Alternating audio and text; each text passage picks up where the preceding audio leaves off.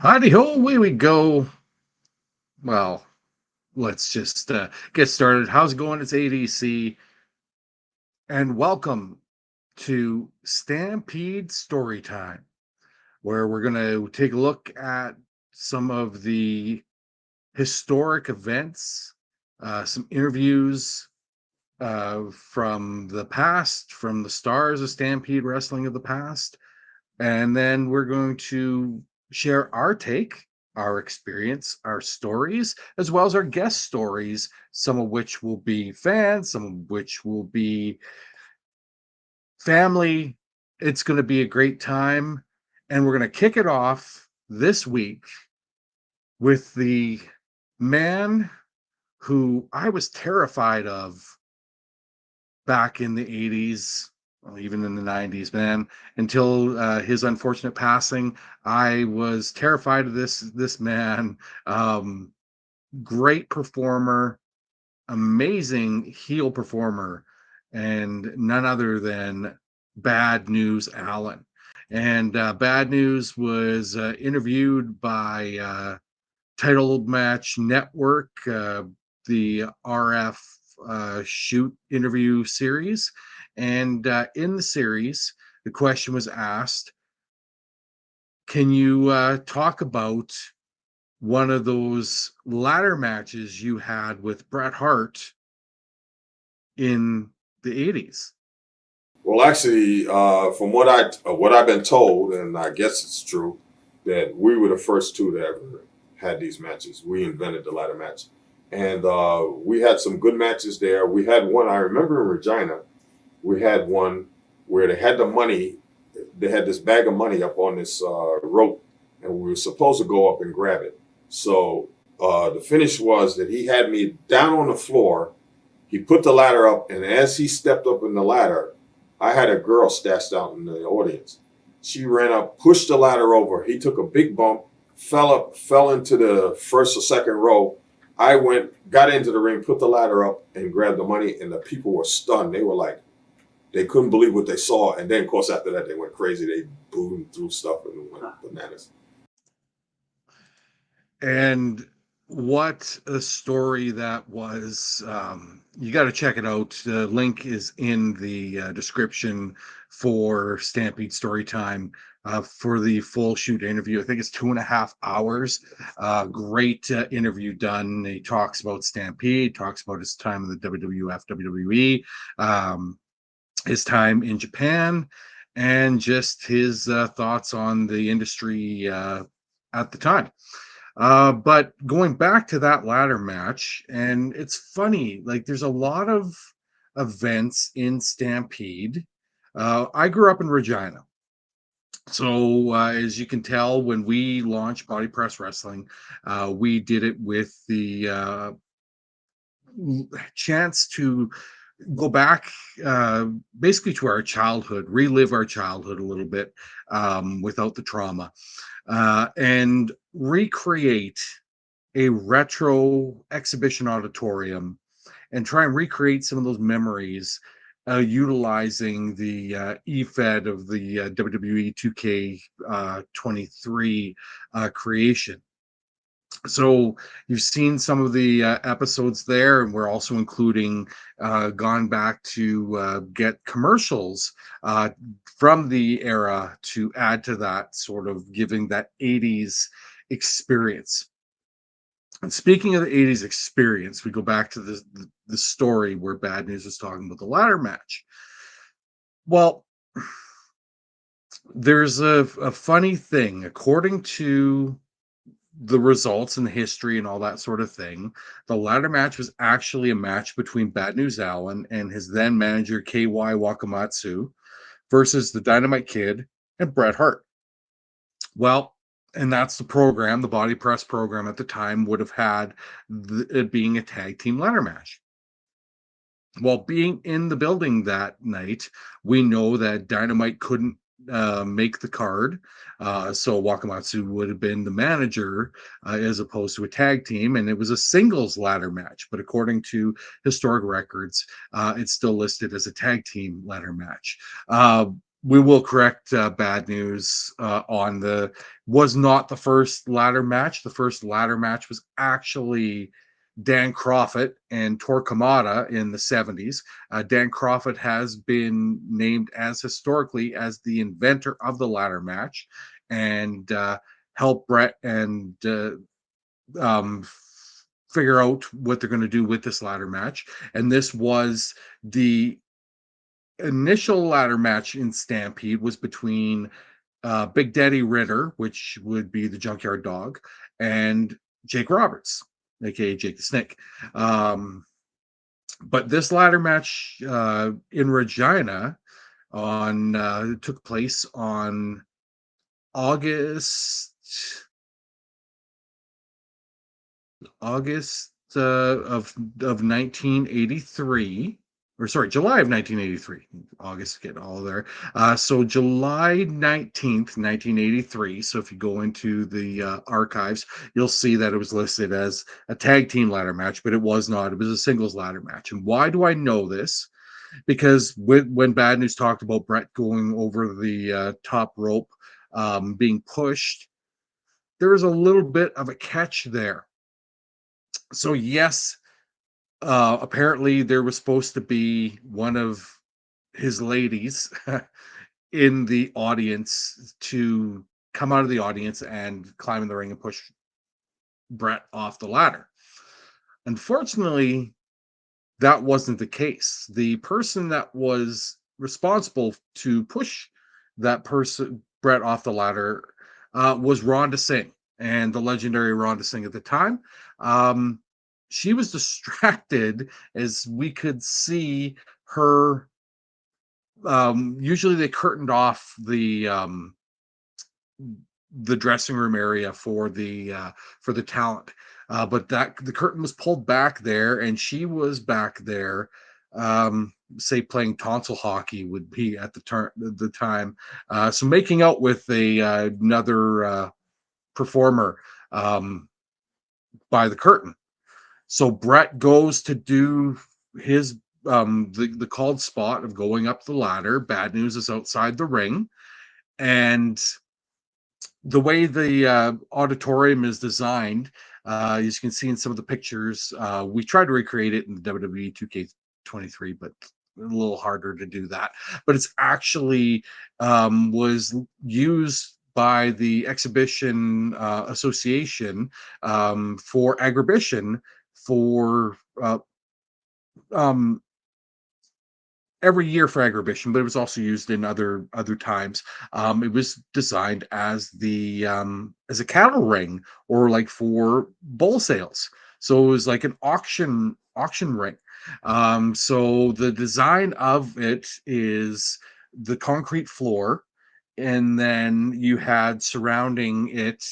There was the bleachers, uh, which had a barrier, a red steel barrier separated that. So technically, that was the first row when you were doing regular events or doing the bull auction. But for Stampede Wrestling, with the layout, they actually laid out a row of um, metal chairs, not folding chairs, but like those old school ones that were like pretty heavy and heavy duty, and they had those as the front row like in front of the railing of the seating for the bull auction, and those were on the two sides. So the side coming in from the auditorium's entrance, there was the one side, and then on the other side was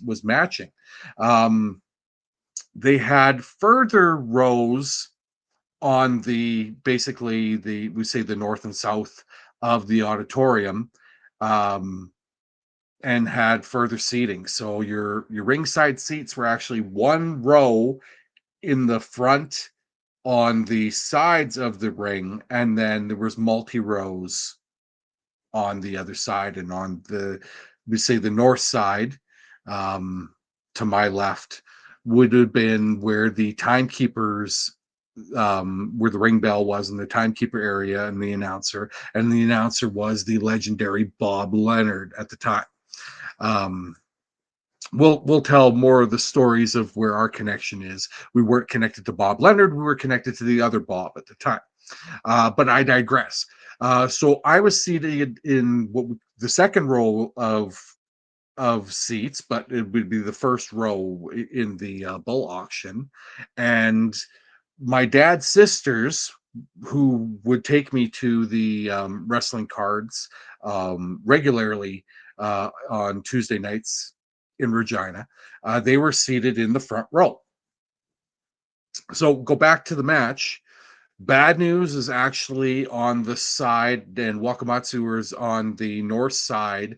So on the other side of the timekeeper's table. So we couldn't quite see what was happening on the outside of the ring where Bret eventually ended up. So he's there, refs distracted by Wakamatsu. Ronda is supposed to be hitting the ring as Bret's going up onto the ladder. Ronda, preoccupied, realizes she has to make it, coming further than just being in a row of seats, because they would have recognized her because she was very recognizable as a heel performer. Anyway, ran through the crowd into the ring and pushed the ladder that Bret was on. While Bret was braced for the original push, Bret was not braced for the push when, by the time Ronda made it to the ring to push the ladder. Bret was not where, if you look at a ladder match now, the performer who's coming off the ladder will fall with the ladder. Um, Bret actually was on one leg at the time. So Bret was caught off balance. So when Ronda pushed, Bret didn't just fall off the ladder hit the top rope. Bret hit the top rope. Then Bret hit the ring apron, bounced off the ring apron, and into the front row. How do I know this? Because my dad's sister, who was sitting in front of me in the front row, had Bret land on her. So Bret was pretty banged up on the concrete floor. And if you've ever been to the exhibition auditorium, you'll realize that concrete floor, there was no padding at the time. It was straight concrete. And so Bret's laying there in discomfort. My dad's sister is trying to hold back tears because she's in massive pain. We'll later find out what happened there. Bad News sees Bret's been off the ladder, goes back into the ring, lifts the ladder just like he described, went up, grabbed the money, and was considered the winner of the match. Fans are booing, of course, throwing cups and popcorn and napkins and all this crap in the ring. He exits with Wakamatsu back through the. So when they enter, they would come through like the concession area or whatever. Um, the face wrestlers at the time come running out to check on Bret, who's clearly banged up. Um, but Bret gets up, whatever, looks at my dad's sister and goes, "Are you okay?" And she goes, "No." Flash forward, the so that was a tester ladder match. They actually pulled off the actual ladder match in Calgary just 3 nights later, and So that was a Tuesday in Regina, and then the Friday night in Calgary, they pulled off ladder match, no problem. So what happened was when Bret fell off the ring off kilter, he landed on my dad's sister and tore the ligaments in her ankle. So we have to get her to the hospital to be x-rayed and of course um, get put into a cast and crutches. So needless to say, when we arrive to buy our tickets or coming into the auditorium for the next show, Bret and I believe it was Davy Boy were over by the dressing room area where guys normally hung out and signed autographs and took pictures before the show or whatever. Bret sees my dad's sister and puts his head down as he feels absolutely terrible as she is now on crutches, and it was because he landed on her from the time. She recovered. We all went to the wrestling show, and yeah, that was an experience. That was my experience for seeing that ladder match. Saw a lot of great matches at the auditorium, and we'll share more of those, and hopefully have others that experience them in the auditorium or other historic events. As now I'm in central Alberta, I'd like to get a hold of some people because there's some great cards, according to history, great cards that were held right here where I'm in Lacombe, as well as Red Deer, as Bad News talks about in the shoot interview of the travel and whatever. Some card, of course, every Friday night at the pavilion.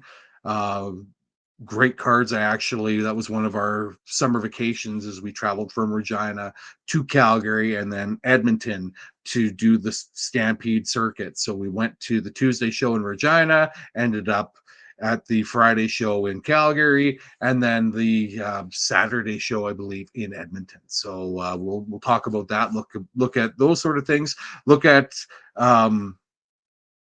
our experiences there, the shift for us from going from Stampede to the WWF, WWE when Bret, the initial sale screw job by Vince McMahon in Titan Sports on Stu Hart, and then carry on from there. But yeah, we've got great stories that we'll share and hope to have other guests on that will share, and we hope you like and subscribe this.